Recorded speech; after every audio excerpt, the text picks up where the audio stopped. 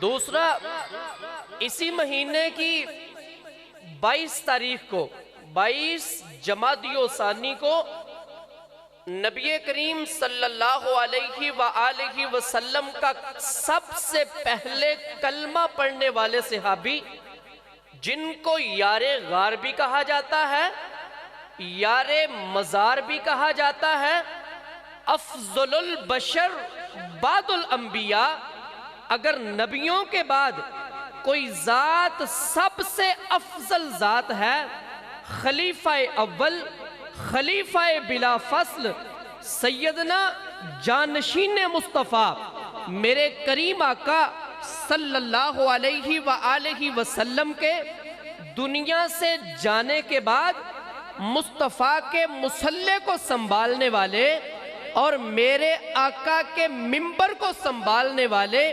مصطفیٰ کے جانشین، جن کو ہم اپنی زبان میں کہتے ہیں سیدنا ابو بکر صدیق رضی اللہ تعالی عنہ، آپ کا وصال با کمال ہے، اور ایمان والا جو کلمہ طیبہ پڑھ چکا ہے اس کی زبان پہ فقط ایک ہی ترانہ ہے۔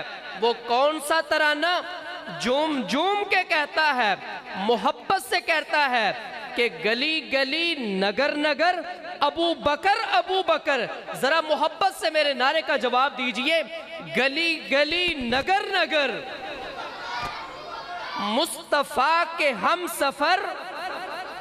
ابھی محبت سے نہیں ہوا، میرے کریم آقا اتنا پیار آیا، اتنی محبت آئی، دنیا میں بھی ساتھ رکھا، بچپن میں بھی ساتھ رہے، جوانی میں بھی ساتھ رہے، لڑکپن میں بھی ساتھ رہے، بڑھاپے میں بھی ساتھ رہے۔ پھر مصطفیٰ نے کتنا ساتھ عطا فرمایا کہ روزے میں بھی اپنے ساتھ سلا لیا۔ تو مصطفیٰ جب آپ کا درود سنتے ہیں تو درود کے ساتھ ساتھ میرے آقا کے ساتھ صدیق اکبر بھی لیتے ہیں، تو آپ کی آواز یہاں سے گنبد خضرا جانی چاہیے۔ ذرا محبت سے نعرے کا جواب دیجئے، گلی گلی نگر نگر مصطفیٰ کے ہم سفر، مصطفیٰ کے ہم سفر، گلی گلی نگر نگر۔ یار وہ ماحول بھی کیا ہوگا کہ میرے کریم آقا صلی اللہ علیہ وآلہ وسلم ایک دن مسجد نبوی میں تشریف لائے تو آپ کے ایک ہاتھ کے اندر صدیق اکبر کا ہاتھ تھا، دوسری جانب فاروق اعظم کا ہاتھ تھا۔ نبی کریم چہل پہل کرتے مسجد میں تشریف لائے، اچانک صحابہ کا جمع غفیر تھا، بہت صحابہ اکرام تھے۔ جب یہ منظر دیکھا کہ ایک طرف ابو بکر ہے، دوسری طرف عمر ہے، صحابہ خوشی سے دیکھا نہ جا سکا اور رخ مصطفیٰ پر نظریں جم گئی، تو میرے کریم آقا منبر پہ تشریف لائے، خطبہ ارشاد فرمایا اور فرمایا میرے صحابہ، آج میں نے دیکھا ہے تم بڑے حیران ہو گئے کہ میری دائیں جانب ابو بکر تھا، بائیں جانب عمر تھا۔ فرمایا حیران کیوں ہوتے ہو؟ یا رسول اللہ یہ منظر پہلے نہیں دیکھا۔ تو نبی کریم نے فرمایا ہاکذا نبعث یوم القیامہ۔ میرے صحابہ گھبراتے کیوں ہو؟ سب سے پہلے میں مصطفیٰ کی قبر کھلے گی، پھر ابو بکر کی قبر کھلے گی، پھر عمر کی قبر کھلے گی۔ فرمایا ہم جنت میں بھی ایسے چلے جائیں گے۔ فرمایا یہ منظر اب دیکھتے ہو، قیامت کو بھی یہ منظر یاد رکھنا۔ ہاکذا نبعث یوم القیامہ، جیسے آج ہم اکٹھے ہیں ایسے جنت میں بھی اکٹھے چلے جائیں گے۔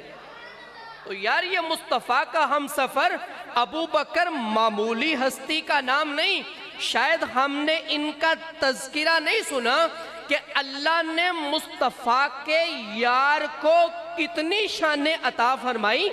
ایک دن میرے کریم آقا مسجد میں تشریف لائے، خطبہ دینا شروع کر دیا۔ خطبہ ارشاد فرماتے فرماتے سرکار نے جنت کا تذکرہ شروع کر دیا۔ فرمایا میرے صحابہ جنت میں یہ منظر بھی ہوگا وہ منظر بھی ہوگا، فلاں منظر بھی ہوگا۔ جنت کا تذکرہ کر رہے تھے، پھر فرمایا میرے صحابہ سن لو، آج رات میں نے اپنی امت کو جنت جاتے دیکھا ہے۔ اے نبی کریم کے امتی، تو کس جنت کا رونا روتا ہے؟ مصطفیٰ تو 1400 سال پہلے تجھے جنت جاتا دیکھ گئے ہیں۔ فرمایا میں نے اپنی امت کو جنت جاتے دیکھا تو صدیق اکبر کھڑے ہو گئے، عرض کی فدا کا ابی و امی یا رسول اللہ، آقا میرے ماں باپ آپ پہ قربان جائیں، بڑا اچھا منظر تھا کہ جب آپ نے اپنی امت کو جنت جاتے دیکھا۔ یا رسول اللہ کتنا اچھا ہوتا کہ اگر آپ وہ جنت میں امت کا جانے والا منظر مجھے بھی دکھا دیتے۔ تو میرے کریم آقا نے فرمایا ابو بکر وہ کیسی باتیں کرتا ہے؟ جب رات میں نے امت کو جنت جاتے دیکھا، سب سے آگے آگے تو جنت جا رہا تھا، سب سے آگے جنت میں تو جا رہا تھا۔ تو جس کو جنت جاتے میرے آقا نے دیکھ لیا ہے، بتائیے اس کی عظمت و شانوں کا کیا مقام ہوگا۔ نبی کریم نے بڑی مرتبہ فرمایا ابو بکر فی الجنہ، عمر فی الجنہ، عثمان فی الجنہ، علی فی الجنہ۔ ابو بکر بھی جنتی، عمر بھی جنتی، عثمان بھی جنتی، علی بھی جنت میں جائے گا۔ یار یہ کیسا جنتی ہے جس کو نبی کریم دنیا میں کتنی بار جنت کی بشارت عطا فرما دی، مصطفیٰ کا کیسا ساتھ دیا۔ کوئی ایسا موقع نہیں جس موقع پہ مصطفیٰ نے ان کو پیچھے چھوڑ دیا ہو۔ بڑا پیارا حدیث پاک ہے، صحابہ اکرام سے مسجد بھری پڑی تھی، ایک صحابی دوسرے سے پوچھنے لگے بتاؤ تمہیں سب سے اچھی عبادت کون سی لگتی ہے؟ اس نے کہا نماز پڑھنا، نماز سے بڑی محبت ہے، تہجد کے وقت اٹھتا ہوں، اللہ مجھے نفلوں کی سعادت عطا کرتا ہے، نفل پڑھتا ہوں بڑا مزہ آتا ہے۔ دوسرے سے پوچھا ارے تجھے کس چیز سے پیار ہے؟ مجھے روزے سے بڑی محبت ہے، گرمیوں کا روزہ رکھتا ہوں، دل میرا بہل جاتا ہے، طبیعت خوش ہو جاتی ہے۔ تیسرے سے پوچھا تجھے کس چیز سے محبت ہے؟ جی مجھے اللہ کے کلام سے بڑی محبت ہے، اللہ کا کلام کھولتا ہوں دل باغ باغ ہو جاتا ہے۔ چوتھے سے پوچھا مجھے کلمہ طیبہ سے بڑی محبت ہے۔ کسی اور سے پوچھا مجھے درود پاک سے بڑی لگن ہے۔ جب باری جان نشین مصطفیٰ کی آئی، فنا فی الرسول علی وجہ الاتم، سیدنا صدیق اکبر کی باری آئی تو پوچھا گیا ابو بکر تمہیں کس عبادت سے زیادہ پیار ہے؟ تو سنیے ایمان والو، اپنے سینے کو ٹھنڈا کر لو، یہ جملہ سن کے آپ کے سینے میں ٹھنڈ پڑ جائے گی کہ صدیق کو کس بات سے پیار ہے، کون سی عبادت سے لگن ہے۔ فرمایا یہ تو تمہارے طریقے تھے نا، یہ تو تمہاری باتیں تھی، اگر ابو بکر سے پوچھو کہ مجھے سب سے زیادہ کس عبادت سے پیار ہے تو فرمایا وہ ایک ہی عبادت ہے، بتا دیجئے۔ فرمایا النظر الی وجہ رسول اللہ صلی اللہ علیہ وسلم، ابو بکر کا جی یہ چاہتا ہے کہ رخ مصطفیٰ سامنے ہو، ابو بکر دیدار ہی کرتا چلا جائے۔ فرمایا میرا یہ جی چاہتا ہے کہ میرے آقا کا چہرہ سامنے ہو، والضحیٰ کا چہرہ سامنے ہو، واللیل کی زلفیں بکھری پڑی ہوں اور ابو بکر مصطفیٰ کا دیدار ہی کرتا چلا جائے۔ پھر کہاں تک دیدار کیا؟ واقعہ بڑا مزیدار ہے، حدیث پاک بڑی پیاری ہے، لیکن آپ احباب کا ذوق ہو تو میں آپ احباب کو سنا دیتا ہوں۔ ذرا آپ احباب محبت سے کہیے سبحان اللہ۔ ابھی محبت سے نہیں ہوا،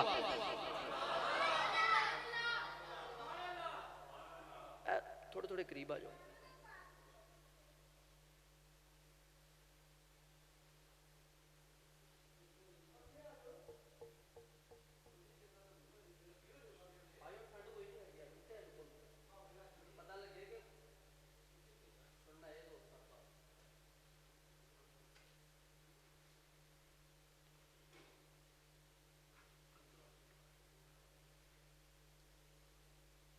سیدنا ابو بکر صدیق رضی اللہ تعالی عنہ، کیا محبت ہے آپ علیہ السلام کے ساتھ.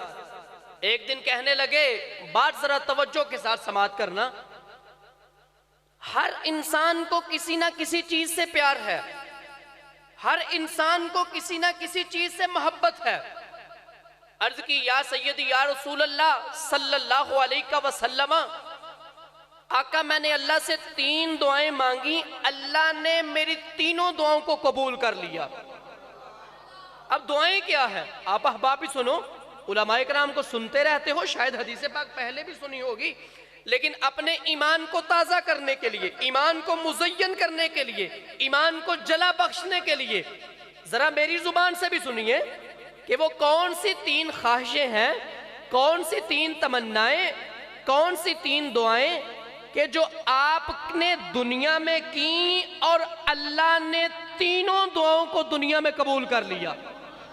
سب سے پہلی دعا عرض کی، میری سب سے پہلی دعا یہ تھی کہ النظر الی وجہ رسول اللہ صلی اللہ علیہ وسلم، کہ کبھی وہ موقع آئے، کبھی وہ وقت آئے کہ مصطفیٰ کا چہرہ سامنے ہو، ابو بکر کی آنکھیں ہوں، کوئی تیسرا دیکھنے والا نہ ہو، یا میں ہوں یا میرے کریم آقا، کوئی تیسرا درمیان میں نہ آئے، رخ مصطفیٰ کو دیکھتا چلا جاؤں.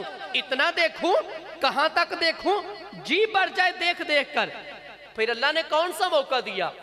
غار ثور پر، جب میرے کریم آقا دوپہر کا وقت تھا، سرکار دو عالم حضرت صدیق اکبر کے دروازے پہ گئے. دل گھبرا گیا، کبھی آج تک میرا دوست محمد صلی اللہ علیہ وسلم دوپہر کے وقت نہیں آئے، پتہ نہیں کیا معاملہ ہے. مختصر بات، میرے کریم آقا نے فرمایا، ابو بکر، یار اللہ نے مجھے ہجرت کا حکم دیا ہے کہ مکہ چھوڑ کے مدینہ چلے جاؤ. ابو بکر تمہارا کیا خیال ہے؟ عرض کی، سبقہ یا رسول اللہ، میں آپ کے ساتھ تیار ہوں، مجھے لے جائیے. نبی کریم نے پکڑ کے لے گئے. اب غار ثور پہ چڑھنا شروع کر دیا. ابھی چند ہی قدم چڑھے تھے کہ نبی کریم نے، توجہ یار میری طرف رکھو، بس تھوڑی سی گفتگو، علامہ صاحب تشریف لانے والے ہیں، دوست احباب کی آمد رفت کا سلسلہ چلتا رہے گا. آپ احباب میری طرف توجہ رکھو، پھر مجھے بھی بات کرنے کا مزہ آئے گا کہ آپ میری بات کو سن رہے ہو.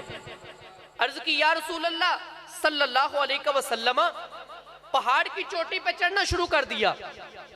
چند لمحے چڑھے، ابھی چند قدم چڑھے تو نبی کریم نے فرمایا، ابو بکر یار تھکاوٹ محسوس ہوتی ہے، کوئی سواری کا انتظام ہو جائے گا؟ قربان جاؤں صدیق اکبر تیری سوچ پر. عرض کی، آقا گھبراتے کیوں ہو؟ اگر تمہیں تکلیف ہے، چڑھنے میں دقت ہے، مشکل ہے، آقا سواری کو چھوڑو، ابو بکر کے کندھے جو موجود ہیں، میرے کندھوں پہ آئیے، میرے کندھوں پہ سوار ہو جاؤ. نبی کریم نے یہ نہیں فرمایا، ابو بکر تم میرا بوجھ کیسے اٹھاؤ گے؟ صدیق نیچے بیٹھ گیا، میرے آقا کندھوں پہ تشریف فرما ہو گئے. یار صدیق کے کندھوں پہ کائنات قربان کر دی جائے، حق ادا نہیں ہوتا. یار تیرے کندھے کیا، میں کہتا ہوں ساری خدائی تیرے کندھوں پہ سوار ہو گئی. مصطفیٰ کیا سوار ہوئے؟ بہرحال کل اللہ کے نبی تشریف فرما ہوئے، کندھوں پہ بیٹھ گئے. صدیق اکبر نے چڑھنا شروع کر دیا. کہاں تک چڑھے؟ غار کے دہانے تک. چڑھتے چڑھتے بلندی پہ غار پہ پہنچے. آقا تم یہاں ٹھہرو، میں غار میں جاتا ہوں، غار کی صفائی کروں گا. صدیق اکبر اندر چلے گئے، غار کو صاف کرنا شروع کر دیا. اب غار تھا، کوئی پرانی غار تھی، اس میں جگہ جگہ پہ سوراخ تھی. صدیق اکبر نے اپنے کپڑوں کو پھاڑنا شروع کر دیا، سوراخ بند کرنے شروع کر دیے. جب سارے سوراخ بند کر دیے، ایک سوراخ باقی بچا. صدیق کا کپڑا ختم ہو گیا، گھبرا گئے، ایک سوراخ باقی بچ گیا، اب کیا بنے گا؟ میرے کریم آقا کو بلایا. اب یہاں پر علماء کرام چھوٹی سی بات بیان کرتے ہیں، آپ اس کو نکتہ کہہ لیجئے. کہتے ہیں اگر یہ دعا کرنی ہو کہ سنا ہے آپ ہر عاشق کے گھر تشریف لاتے ہیں، میرے گھر میں بھی ہو جائے چراغاں یا رسول اللہ، تو مصطفیٰ اس گھر میں آتے ہیں جس کے دل میں صدیق کی محبت ہوگی. یار اللہ اکبر، یا رسول اللہ، یا مصطفیٰ کو بلانے کے لیے پہلے صدیق اندر کی صفائی کرے گا. اندر صدیق جائے گا تو مصطفیٰ آئیں گے، ورنہ جس دل میں ابو بکر نہ آئے ہو ہی نہیں سکتا کہ اس کے دل میں مصطفیٰ کے جلوے آ جائیں.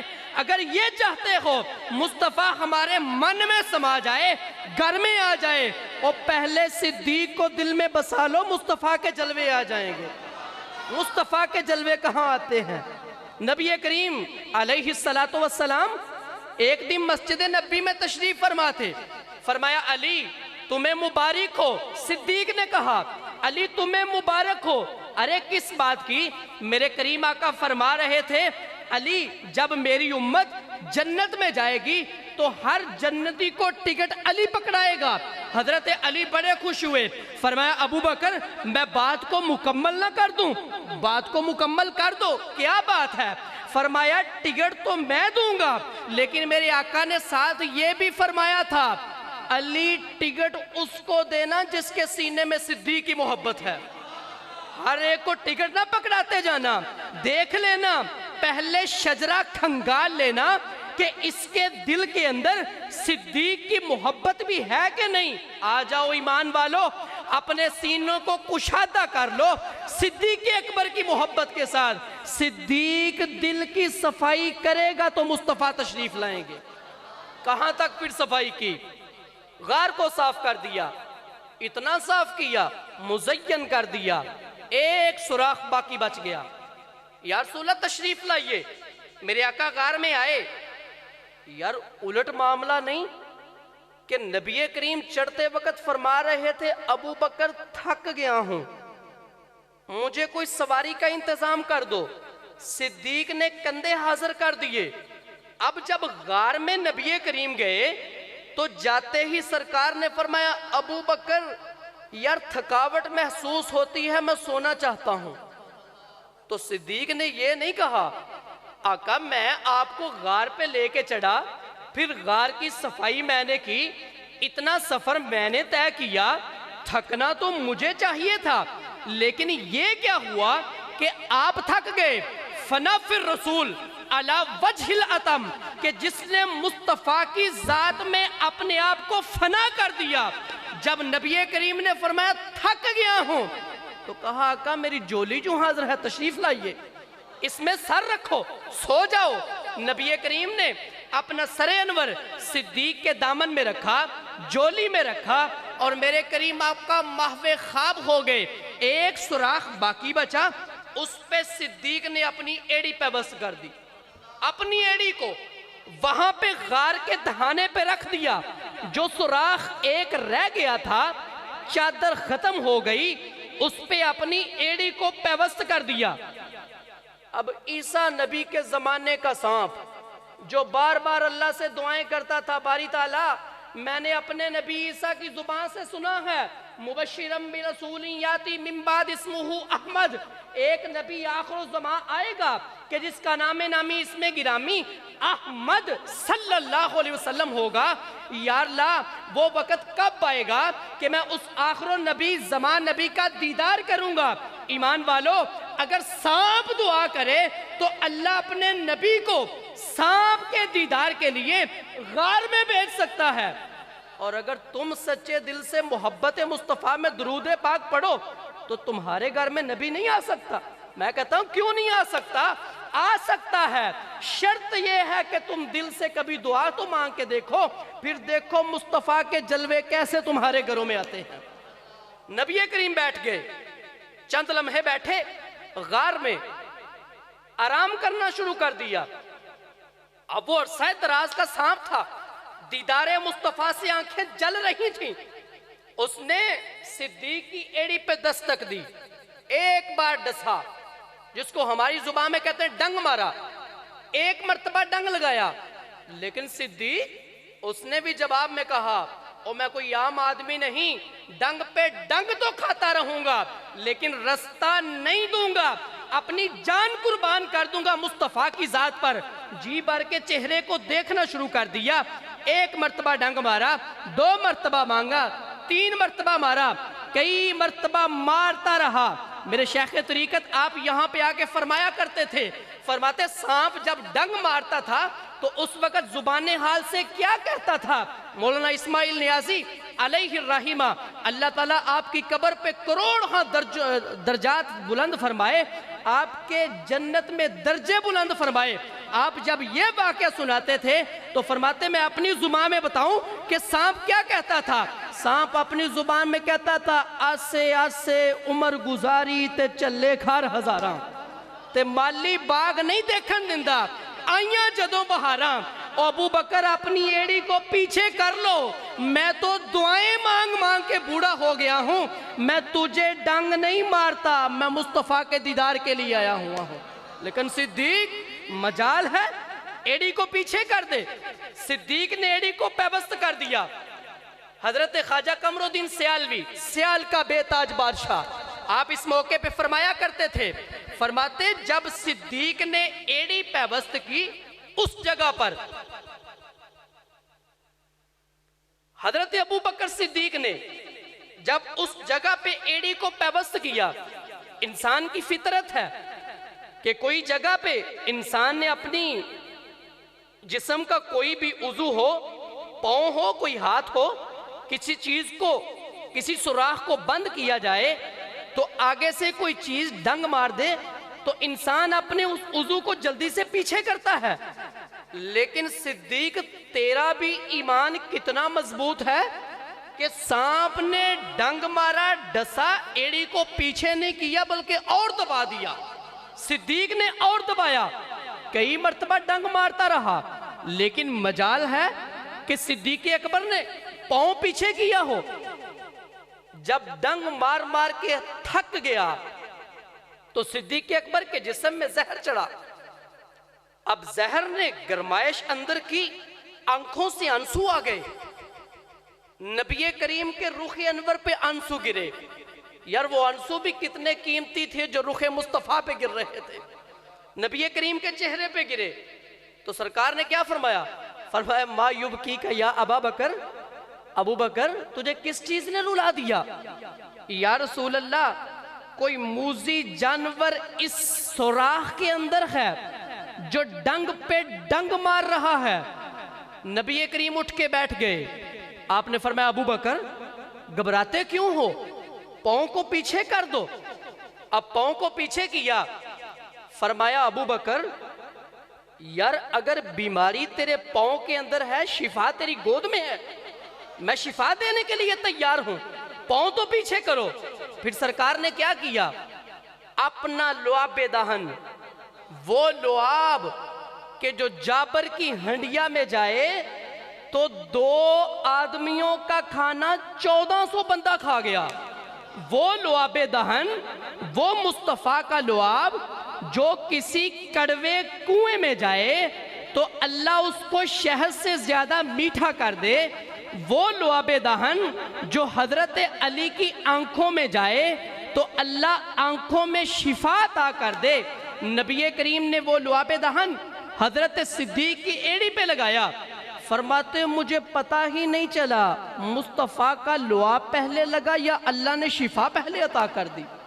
شفا مل گئی, تندرست ہو گئے. آخر وہ زہر اندر تھا.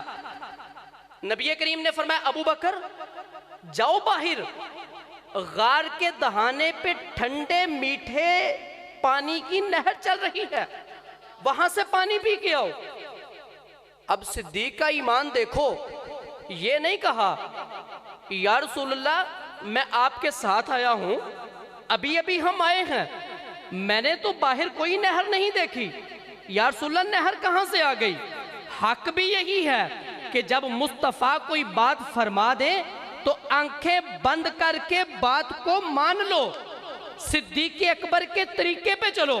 اب صدیق اکبر باہر گئے, فرماتے ایک میں نے نہر دیکھی جس میں پانی دودھ سے زیادہ سفید, برف سے زیادہ ٹھنڈا, شہد سے زیادہ میٹھا. میں نے جی بھر کے پانی پیا.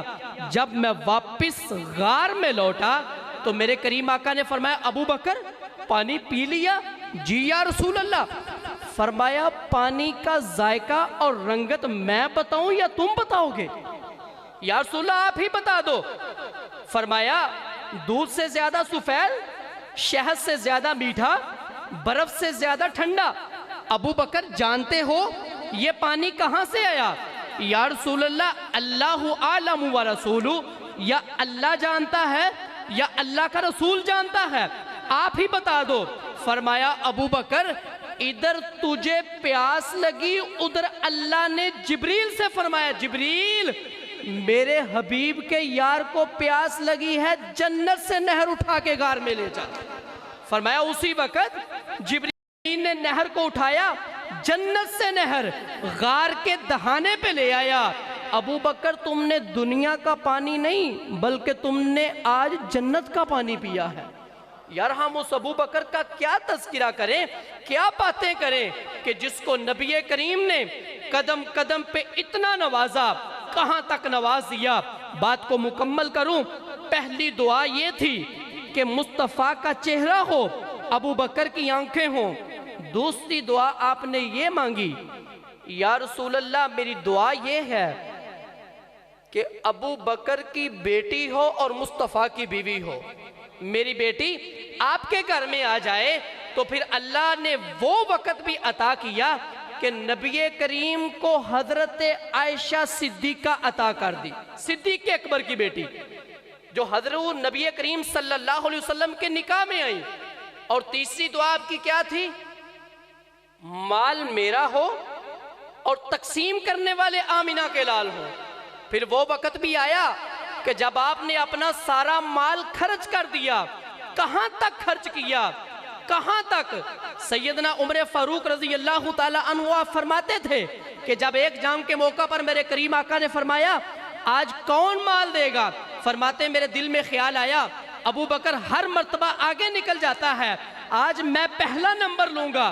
فرماتے میں نے اپنے گھر کا آدھا مال مصطفیٰ کی بارگاہ میں پیش کر دیا، آج عمر پہلے نمبر پہ آئے گا۔